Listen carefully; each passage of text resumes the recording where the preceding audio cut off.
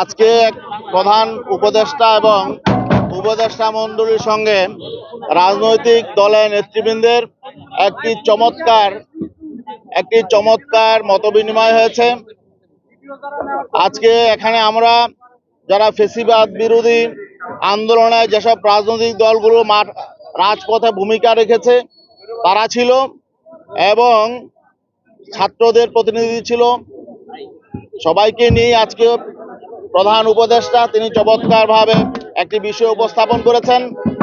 অনেক নেতৃবৃন্দ বলেছেন, আমি সেদিকে যেতে চাই না।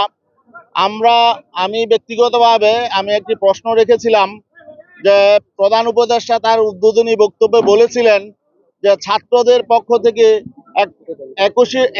31শে ডিসেম্বর ঘোষণাপত্র ডিক্লারের জন্য একটি প্রোগ্রাম করা হয়েছিল, আমাকে আমন্ত্রণ জানানো হয়েছিল। আমি বলেছি যে না, আমিও যাব না, তোমরা এই ঘোষণাপত্র ডিক্লার করতে পারবে না। কারণ হলো এটা করতে হলে সকল রাজনৈতিক দলের ঐক্যমত্য লাগবে, জাতীয় ঐক্য লাগবে। এখন এই বিষয়টা আমাদের কাছে একটি বড় প্রশ্ন যে ছাত্ররা কেন এই যে জুলাই বিপ্লব এবং 5ই আগস্টের অভ্যুত্থান এটার একটা ঘোষণাপত্র ডিক্লেয়ার করার জন্য ছাত্রদেরকে কেন আলটিমেটাম দিতে হবে, কেন এই জন্য রাজপথে আন্দোলন করতে হবে। আমি মহামান্য প্রধান উপদেষ্টা এবং উপদেষ্টা মণ্ডলীর কাছে প্রশ্ন রেখেছিলাম, তাহলে কি এই উপদেষ্টা পরিষদ যারা জুলাই বিপ্লবে আত্মত্যাগ করেছে, যারা ঝুঁকি নিয়ে সেখানে আন্দোলনের নেতৃত্ব দিয়েছে, তাদের চেতনা কি তারা ধারণ করেন না? কেন এই দাবি আদায়ের জন্য তাদেরকে আলটিমেটাম দিতে হবে? তারপরে আপনাদের উপলব্ধি হবে যে এই ঘোষণাপত্রের জন্য রাজনৈতিক ঐক্য দরকার, রাজনৈতিক দলগুলোর সাথে কথা বলা দরকার। এই বিষয়টা আমি একটি প্রশ্ন রেখেছিলাম। আসলে এটা আমাদের কাছে একটা বড় প্রশ্ন।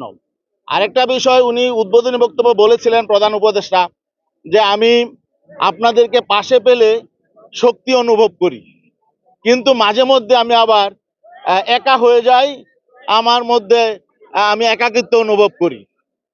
তা আমার এখানে একটা প্রশ্ন ছিল যে এই যে আপনি মাঝে মধ্যে শক্তি অনুভব করেন, মাঝে মধ্যে একা হয়ে যান এবং আপনি অসহায় হয়ে যান, এটা তো ভালো লক্ষণ না।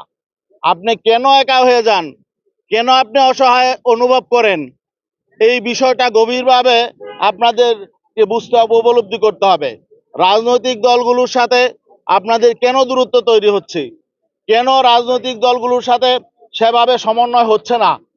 কারণ আমরা তো ফেসিবাদ বিরোধী সকল রাজনৈতিক দল, সকল রাজনৈতিক শক্তি, বাংলাদেশের সকল মানুষ আপনাদেরকে গ্রহণ করেছি, আপনাদেরকে সহযোগিতা করব, এজন্য আমরা কমিটমেন্ট দিয়েছি। তারপরেও আপনাদের তো একা অনুভব করার কোনো কারণ নেই। তাহলে নিশ্চয়ই এখানে কোনো দূরত্ব আছে।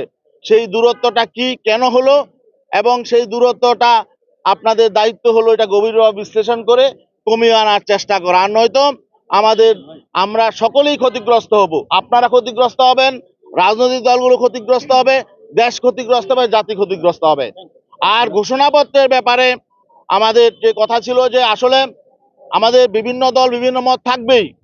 একটা ঘোষণাপত্র লিখতে হলে কিছু মৌলিক জায়গায় আমাদের এক হতে হবে। মৌলিক জায়গাটা কি?